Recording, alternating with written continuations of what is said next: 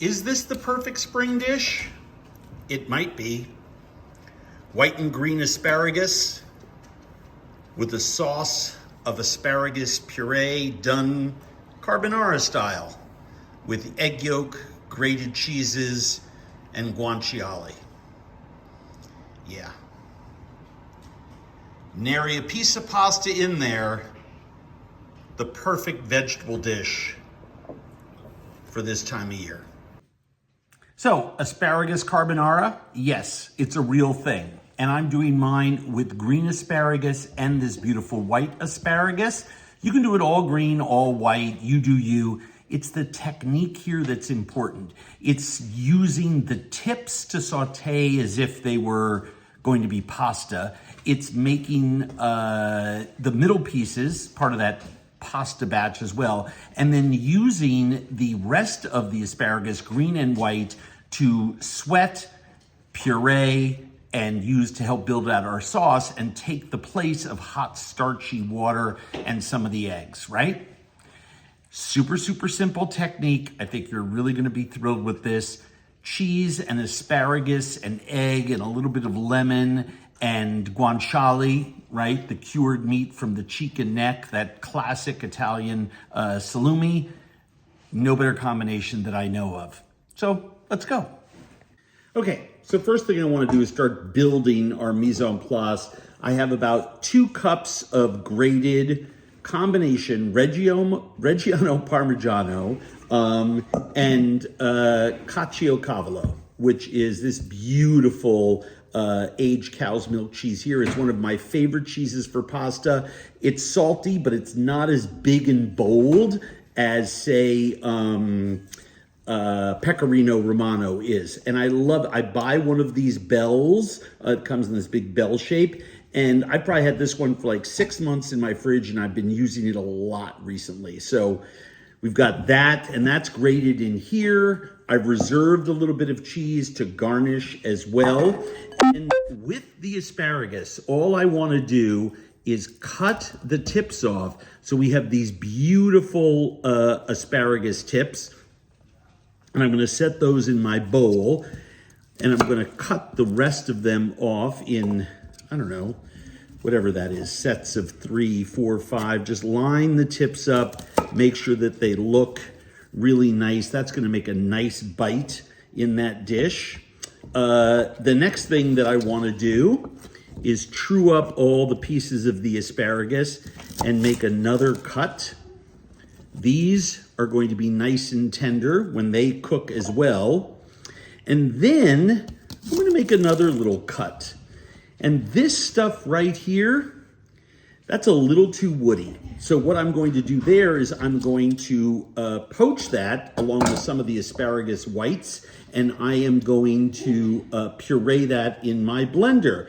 This stuff right here, especially on these big ears, just super woody, not a lot to do with a lot of these. I may take actually on some of these longer ones, cut off a few pieces that I can just see are not in that super woody category, but like this one right here, that's good for stocks if you were making an asparagus stock for asparagus risotto. These are really big first of the year farm stand asparagus. The whites are a whole different story. White asparagus is the same vegetable. It's just when it starts to poke out of the ground, they start mounding dirt and hay around the edges. And what's great about that is that it doesn't allow photosynthesis to occur. So it's white. Still got great asparagus flavor. And I'm going to put those whites here in this bowl that has all of my sexy, perfect pieces, right? I'm going to make that secondary cut, and I'm going to add that. And then I'm going to have my tertiary cut that I'm going to steam and I'm going to puree. This right here is the, well, steam, boil, puree. You get the drift. My guanciale, I'm going to start rendering that. I'm going to mix my cheeses with my egg yolks. I'm going to use 3. And I'm going to take all of my hero asparagus pieces and slowly cook those in butter until they're tender. And then I'll turn the heat up so I get a nice brown butter vibe on that. Makes sense? All right, let's start cooking. Okay, I'm bringing these pieces, that tertiary cut, to a simmer, and I'm going to puree that in my blender. Wide-sided pan over medium heat. I'm going to add my guanciale. Let that crisp up, let the fat render. And ultimately, this is the pan that we're going to be finishing our asparagus in, so that whatever sauce we're building can pick up some of the little crispy bits on the bottom there. This is a very lean piece of guanciale, so I'm actually going to goose it with a little bit of olive oil. I'm going to add 2 brown whole chilies, dried ones, just to brown them in there a little bit.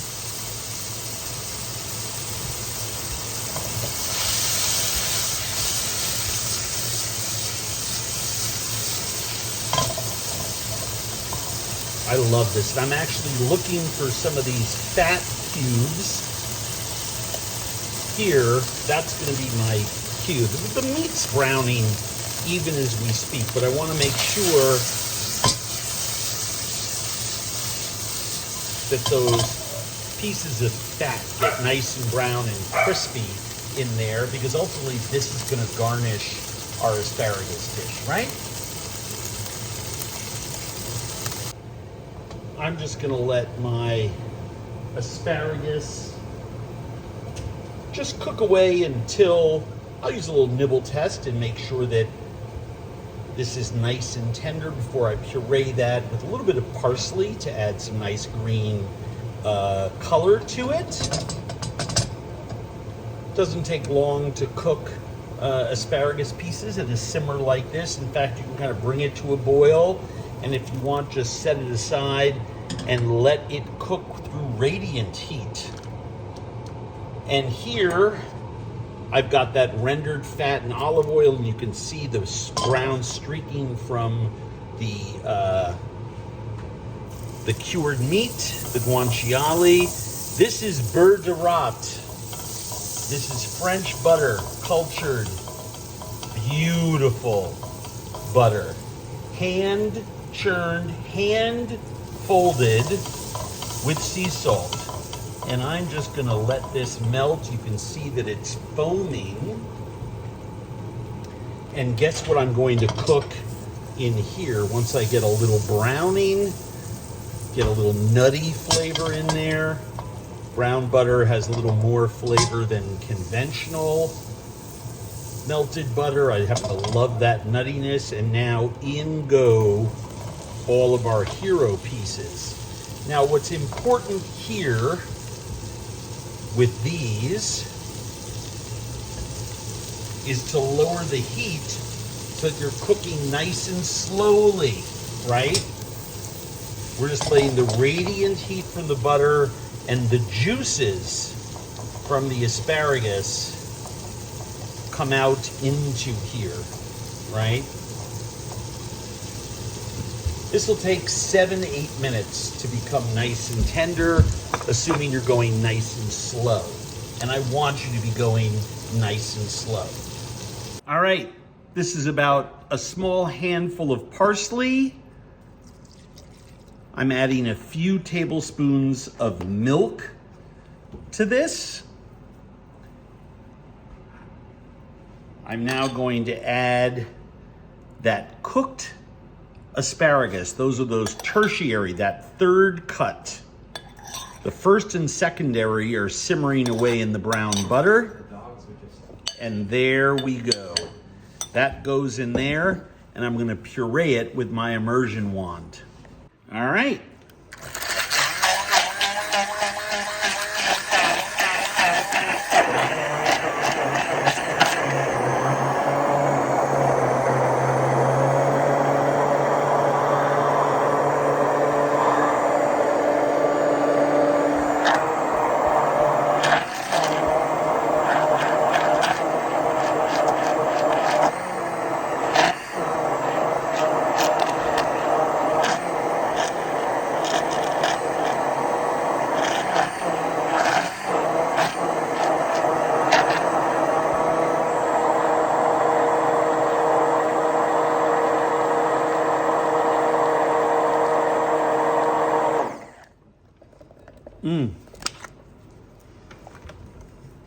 Look at that.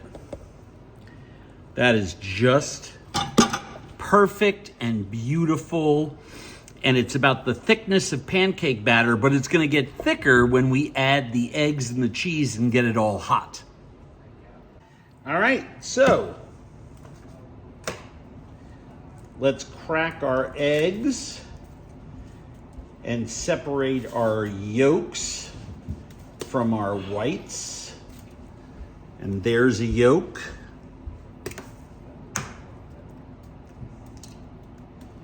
Separate another one.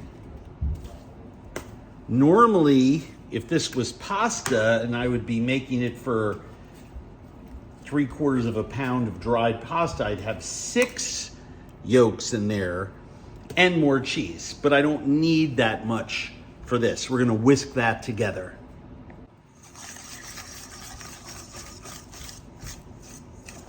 Mix this up with the cheese, make a nice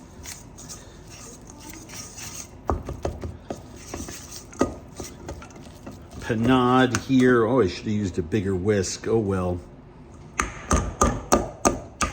And by the way, when I say bigger, I mean one that had wider tines. I grabbed a small one because thought I could get away with it. But not the end of the world. We're not going to use and lose any product at all. And this, now we can use a spoon on the rest of the technique. Okay, so this has pepper and salt. I added 2 or 3 tablespoons of water to the brown butter just to let it simmer, because I'm gonna need a little bit of that buttery asparagus liquid in the bottom there.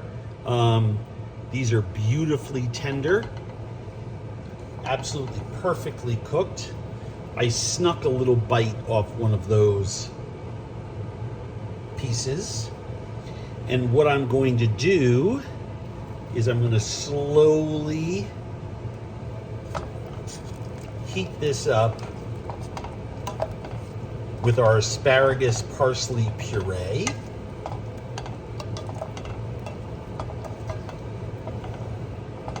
And I want to keep everything at about, I'm just going to say 200 degrees, 205, I don't want to be actively boiling. So I'm going to play around with all of this until such a time as it's all nice and hot.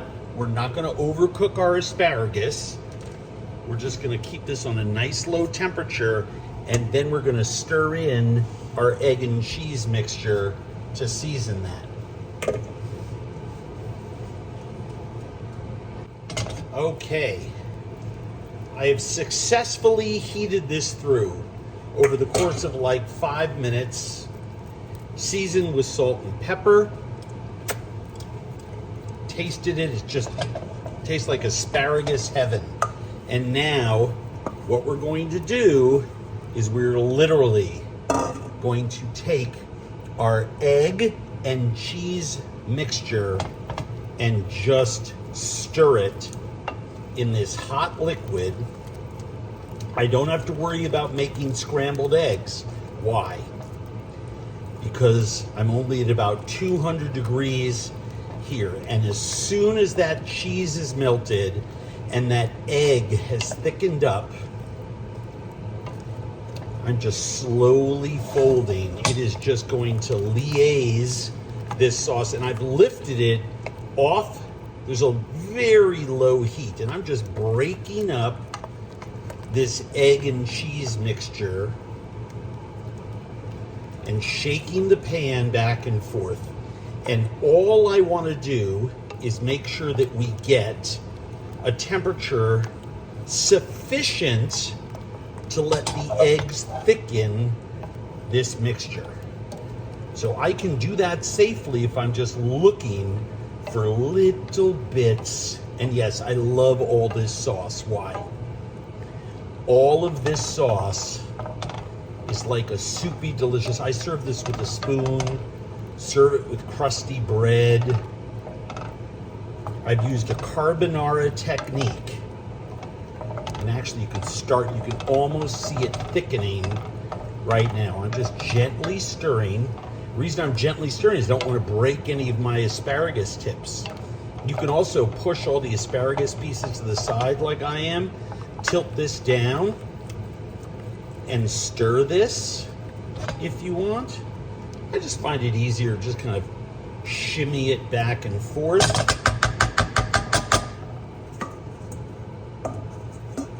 I've got a last little bit of that egg yolk in there.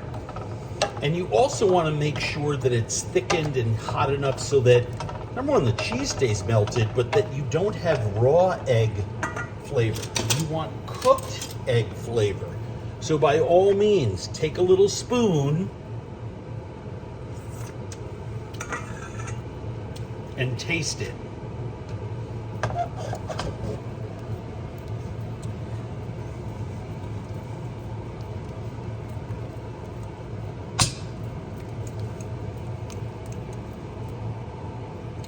There we go.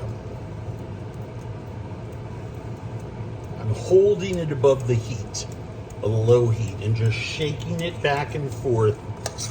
I just want to make sure it just thickens enough. I'm going to taste it again.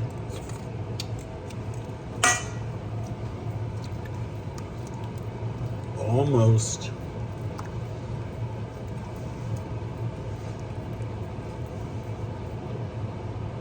You can literally see it thickening in front of us. Absolutely perfect. Now, let's plate.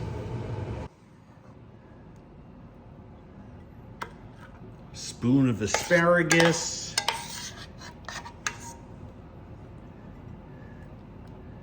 Spoon of asparagus. A little bit more. A little bit of that fabulous sauce. This is all about that fabulous, fabulous sauce. A little bit of cheese.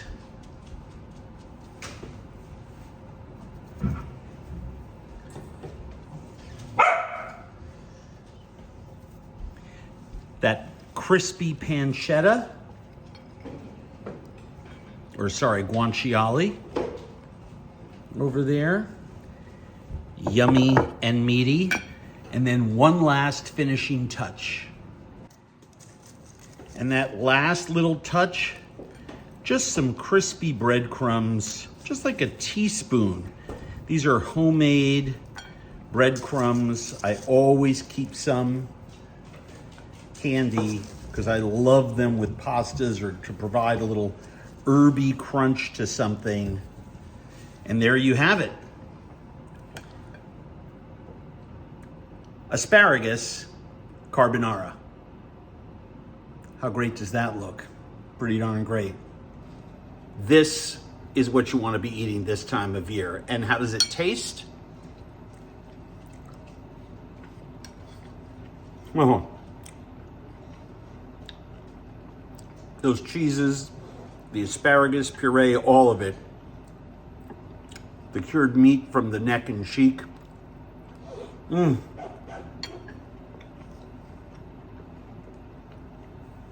Oh yeah.